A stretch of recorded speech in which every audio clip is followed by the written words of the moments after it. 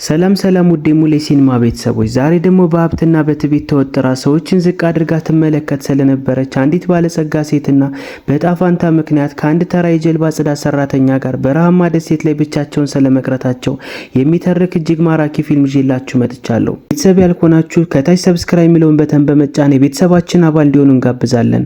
ታሪኩ የሚጀምረው በሀብቷ እጅግ የምትኮራና ሰዎችን ሁሉ ዝቅ አድርጋ በንቀት በምትመለከት አምበር በተባለች ባለጸጋ ሴት ነው። ይህ በትዕቢት የተሞላ ጸባዩ ከአካባቢ ሰዎች ጋር እንድትግባባ አልፈቀደላትም። ማንም ሊቀርባትም አይፈልግም። በአንድ ወቅት አምበር ከጓደኞቿ ጋር በመሆን በግል አየር መንገድ ወደ አንድ ሩቅ ደሴት በአጭር ረፍት ያመራሉ። እዛም ሲደርሱ የቅንጦት መርከቡ ካፒቴኑ ሁሉንም በትህትና እጅ በመንሳት ሰላምታ ቢሰጥም አምበር ግን እንደ ልማዷ ሰላምታዋን ሳትመልስ ንቃው ትሄዳለች። በዚህ መርከብ ላይም የሚሰሩ ሰራተኞች መካከል ማይክ የተባለ ጸጥተኛ የጽዳት ሰራተኛ ይገኛል። አምበር መርከቡ ላይ ከወጣችበት ቅጽበት ጀምሮ ማይክን ጨምሮ በሰራተኞች ላይ ትዕዛዝ ማውረድ ትጀምራለች። ማይክ አንዳንድ ጊዜ ቁሶችን ወደ ክፍሏ ሲያደርስላት መርከቡ ላይ የስፖርት ክፍል መኖሩን ትጠይቃለች። መኖሩንም ገልጾ የስፖርት ብስክሌት ሲያመጣላት አምበር በአቀራረቡ እንደተሰደበች በማሰብ በከፍተኛ ቁጣ ትጮህበታለች። ከስራም እንደምታሰናብተው ትዝታለች። ማይክ ግን ለቁጣዋ ምላሽ ሳይሰጥ በዝምታ ያልፋታል። በመቀጠል ሰዎቹ ባህሩን ለመቃኘት ይወጣሉ። ሌሎች በውሃ ውስጥ ለመጥለቅ ሲደሰቱ አምበር ግን የውሃ ፍርሃት ስላለባት ለመግባት ፈቃደኛ አትሆንም። ማይክ አጠገቧ እንዲቀመጥ ታዘዋለች። ወደ መርከቡም ሲመለሱ የምሳ ሰዓት ይደርሳል። ነገር ግን አምበር ምግቡ እንደቀዘቀዘ በመግለጽ እንደገና እንዲሞቅላት በቁጣ ትናገራለች። በዚህ ጊዜ የማይክ ትዕግስት ይሟጠጣል። በሐሳቡ የምግብ ትሪውን ፊቷ ላይ ደፍቶ ወደ ባህሩ ሲወረውረው ይታያል። ነገር ግን ይህ እንዲሁ በሐሳቡ ብቻ ያለፈ ነው። ይህንን ቢያደርግ ወዲያውኑ ስራው እንደሚያጣና አምበር ህይወቱን እንደምታበላሽበት ያውቃል። በመሆኑም ቁጣውን ዋጣ አድርጎ ምግቡን እንዲያሞቁላት ለሌሎች ሰራተኞች ይሰጣል። ቀናት ያልፋሉ። የአምበር ጩኸትና ብጥብጥ ግን አያበቃም። በአንድ ዕለት አሳ ለማጥመድ መሄድ እንደምትፈልግ ትናገራለች። ማይክ የአየሩ ሁኔታ አስገዳጅና አደገኛ እንደሆነ ቢያስጠነቅቃትም አምበር ግን አልሰማችውም። ከዋናው መርከብ ርቀው እንዲሄዱ ትንሽ ጀልባ እንድታገኝ ታስገድደዋለች። ማይክም ጀልባውን አዘጋጅቶ አሳ ለማጥመድ ተስፋ በማድረግ አምበርን ይዞ በጣም ርቆ ይሄዳል። ይሁን እንጂ መጪው ቀናት ህይወታቸው ሙሉ በሙሉ እንደሚቀይረው ሁለቱም አላወቁም ነበር። በጣም ርቀው ከሄዱ በኋላ ማይክ አሳ ሊያገኝ ይችላል ብሎ ባሰበበት ቦታ ይደርሳል። ነገር ግን ጀልባው እንደገና አስነስቶ ጥቂት ለመራመድ ሲሞክር ሞተሩ ሊነሳ አልቻለም። በተደጋጋሚ ከሞከረ በኋላ ማይክ የነዳጅ ማጠራቀሚያው ባዶ መሆኑን ይረዳል። አምበር ይህንን ስትሰማ በከፍተኛ ሁኔታ ትቆጣለች፣ ትጮህበታለች። ምንም እንኳን ጥፋቱ የማይክ ቢመስልም እሱ ግን ቀደም ሲል በአየር ጸባዩ ምክንያት እንዳይወጡ አስጠንቅቋት እንደነበረና እሷ ግን ምክሩን ችላ እንዳለች ያስታውሳታል። አምበር መረጋጋት ስላልቻለች ማይክ ክርክሩን ለማስቀረት ከሷ ይርቃል። ቀኑ አልፎ ሌሊት ሲተካ ሌላም ቀን ሲመጣ በባህር ላይ ሙሉ በሙሉ ተለይተው መቅረታቸውን ይረዳሉ። ምንም አይነት የጀልባ ቀዘፋ፣ የኮሙኒኬሽን መሳሪያ ወይም በአቅራቢያቸው ያለ ሰው የለም። የእርዳታ እጅ እስኪመጣ ከመጠበቅ ውጭ ምንም አማራጭ የላቸውም። ያለ ምንም እርዳታ 6 ቀናት ያልፋሉ። ምንም የሚበላ ነገር አልነበራቸውም። አምበር ይዛቸው የነበሩ ጥቂት ምግቦችን ቀድመው አልቀዋል። ረሃቡና ተስፋ መቁረጡ እየጨመረ ሲሄድ በመካከላቸው ያለው ውጥረት ይበረታል። በአንድ ከባድ የጭቅጭቅ ወቅትም አምበር በማይክ ላይ ትጮህበታለች። በድንገት አደጋ ጊዜ መብራት ይመስላታል። የምታገኘውን መሳሪያ ትተኩሳለች። ነገር ግን መሳሪያው ምልክት ከመስጠት ይልቅ ጀልባዋን ያቆስላታል። አየር መውጣት ይጀምራል። አንደኛው ወገንም ቀስ በቀስ መስመጥ ይጀምራል።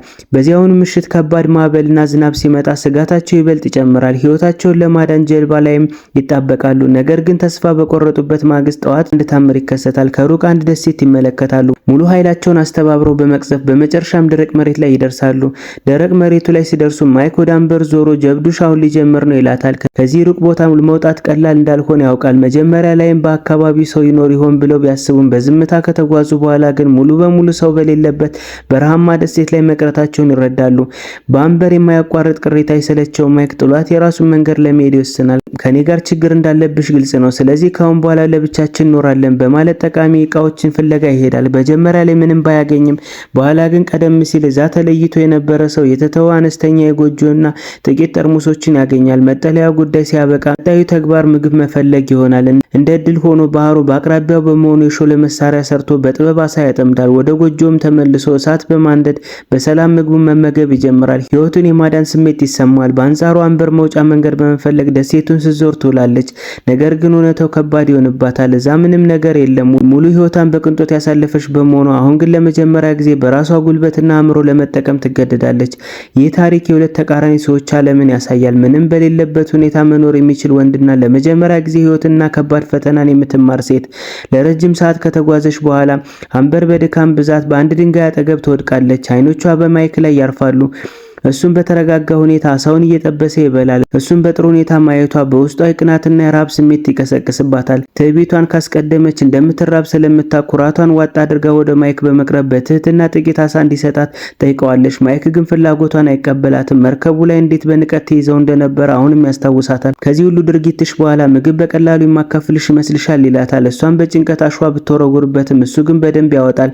ምግብ ከፈለግሽ የአንዳንድ ቅድመ ሁኔታዎች አሉ ይላታል። ደንቦቹ ቀላል ግን ጥብቅ ናቸው። በትህትና ልታስተናግደው፣ እሱ የበላይ መሆኑን ልትቀበለውና ልብስ ማጠብና የመሳሰሉ የቤት ውስጥ ስራዎችን ልታግዘው ይገባል። ቀደም ሲል በመካከላቸው የነበረውን ደረጃ ልዩነት ለመቀልበስ ጌታዬ ብላ እንድትጠራው ያስገድዳታል። ሌላ አማራጭ የሌላት አምበር በነገሩ ብትበሳጭም ትስማማለች። ማይክ የሚሰጣትን ስራዎችን መስራት፣ ልብሶቹን ማጠብና ቁሳቁሶችን መሰብሰብ ትጀምራለች። ነገር ግን በውስጧ ቅሬታ ያድራል። የማይክ ጸባይ የሚበልጥ ይቀዘቅዛል።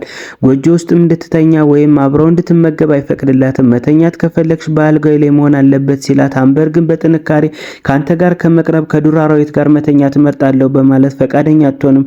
ነገር ግን በሂደትና በመካከላቸው ያለው ግንኙነት በግዴታ ሳይሆን ቀስ በቀስም እርስ በርስ በመረዳዳት መለወጥ ይጀምራል። ጊዜ እያለፈ ሲሄድ ብቸኝነቱና ቁጣቸውን ያጠፋዋል።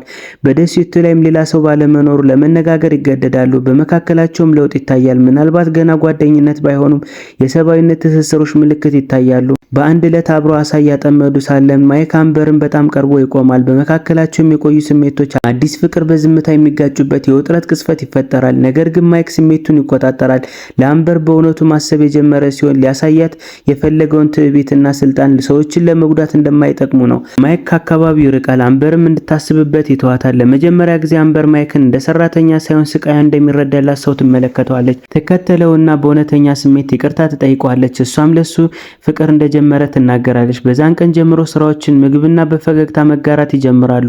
አምበር ገንዘብ ምንም እንዳልሆነና አይኖቿን አውሮ ማንነቷ እንዳሳጣት ትረዳለች። ማይክ ግን እውነተኛ ማንነቷ እንድታስታውስ ረድቷታል። ትስስራቸው እየጠነከረ ሲሄድ አምበር ስለ ትዳሯ መፍረስ፣ ስለተሰበረው ስሜቷና ስለተሸከመችው ከባድ ህይወት ሸክም ታካፍለዋለች።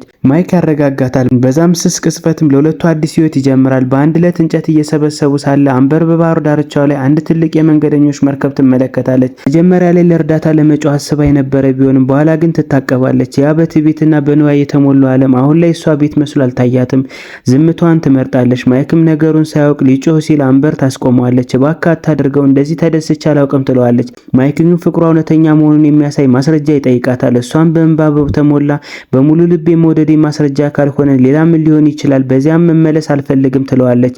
በመጨረሻ መርከቡ ላይ ለመውጣት ይስማማሉ። ይህንን ያደረጉትም ስለፈለጉ ሳይሆን ስለተገደዱ ነው። የአምበር ባል ቪኪ ደርሶ ሚስቱን በህይወት ሲያገኛት ደህንነቱ ስለተጠበቀላት ማይክን ያመሰግነዋል። ማይክ ግን ዝምተኛና ጥፋት የተሞላበት ፈገግታ ብቻ ያሳያታል። ምናልባትም ፍቅር ሁሉን ነገር እንደቀየረና ልባቸው ቀድሞ መገናኘቱን ተረድቷል። ነገር ግን ሁሉም መልካም መስለው በነበሩበት ጊዜ ጣፋንታ ይለዋወጣል። ማይክ ወደ አንድ መጠጥ ቤት ይገባል። እዛም በቪኪ የተላከ አንድ ሰው ይመጣል። ለአምበር ህይወት ለማዳን የተሰጠ የሽልማት ገንዘብ የተሞላበት ሻንጣ ይሰጧል። ማይክ ግን ገንዘቡን ለመቀበል ፈቃደኛ አይሆንም። ሰውየውን ገፍቶ ከነገሩ ጋር ግንኙነት እንዲኖረው እንደማይፈልግ ይነግረዋል። ነገር ግን ሰውየው ሻንጣውን ከደጃፉ ላይ ጥሎት ይሄዳል። ማይክ ወጥቶ ሻንጣውን ሲከፍተው በገንዘብ የተሞሉ ጥቅሎችን ይመለከታል። በጎዳና ላይም ሲጓዝ አንድ ጌጣጌጥ ሱቅ አይቶ ውብ ቀለበት ይገዛል። ውሳኔው ላይም ይደርሳል። አምበርን ማግባት ይፈልጋል። በዛም ምሽት በስልክ ደውሎ ምን ያህል እንደናፈቃት ይነግራታል። አምበር በትህትና የወሰንከውን ሁሉ እቀበላለሁ፣ ለኛ መልካም መሆኑን ብቻ አረጋግጥ ትለዋለች። ማስታወሻ ጽፎን በሆቴሏ የቀበላ ክፍል እንዲተውላት ትነግረዋለች። ማይክም ልክ እንዳለችውም ያደርጋል። በማስታወሻው ላይ በባህር ዳርቻው አቅራቢያ ባለው አትክልት ስፍራ ጠብቅሻለሁ፣ ልብሽን ብቻ ይዘሽ ነይ፣ ሁሉም ትተን በለንደን አዲስ ህይወትን ጀምር ብሎ ይጽፍላታል። ነገር ግን እጣ ፋንታ ሌላ እቅድ ነበረው። ቪኪ አምበር ከመድረሷ በፊት ሆቴሉ ላይ ይደርሳል። ማስታወሻውን አግኝቶት ሁሉም ነገር ይረዳል። እሷ እንዳትሄድ ለማስቆም በማይክ ስም የሐሰት ደብዳቤ ይጽፋል። በደብዳቤው ላይም በደሴቱ ላይ የሆነውን ነገር ሁሉ እንዲሁ ለጊዜው የተደረገ ጨዋታ እንደነበረና ማይክ ፈጽሞ እንደማይወዳት ይገልጻል። የሆቴሉ ሰራተኛ ይህንን የሐሰት ደብዳቤ አምበር ወደ ኒውዮርክ ለመሄድ ስትነሳ ያደርስላታል። ልቧ የተሰበረውና ግራ የተጋበችው አምበር በደብዳቤው ላይ ያለውን ቃል ሁሉ ታምናለች። በዚህ መሃል ማይክ በተስፋ ይጠብቃታል። ነገር ግን አምበር እየሄደች መሆኑን ሲረዳ አየር ማረፊያው ላይ ይሮጣል። የመጨረሻ እይታውን ለማግኘት ትንፋሹ እስኪያልቅ ድረስ ይሮጣል። ነገር ግን በጣም ዘግይቶ ነበር። አምበር ቀድሞውኑ አውሮፕላን ውስጥ የነበረች ሲሆን በአይኖቿ ውስጥ የክደት ስቃይ ይታያል። ማይክ ስሟን እየጠራ ቢጮህም እሷ ግን ዞር ብላ አልተመለከተችውም።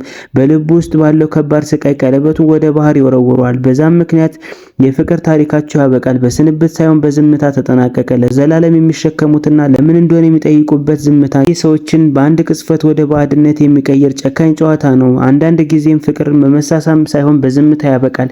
ይህ ታሪክ የሁሉም ነገር ወሳኝ መሆኑን፣ ሁሉም ፍቅር ዘላቂና ፍጻሜ እንደማያገኝ ያስተውላል። የሙሌ ሲኒማ ቤተሰቦች የዛሬ ልብ የሚነካ የፍቅር ታሪክ በዚህ ይጠናቀቃል። በትዕቢትና በገንዘብ የተዘጋ ልብ እውነተኛ ፍቅር ሲከፈት፣ ነገር ግን በክፋት ባለመረዳት ምክንያት ሳይሳካ ሲቀር ያየንበት እጅግ ድንቅ ታሪክ ነው። ለቻናላችን አዲስ የሆናችሁ ሰብስክራይብ በማድረግ የቤተሰባችን አባል እንዲሆኑ እንጋብዛለን። መልካም ቀን።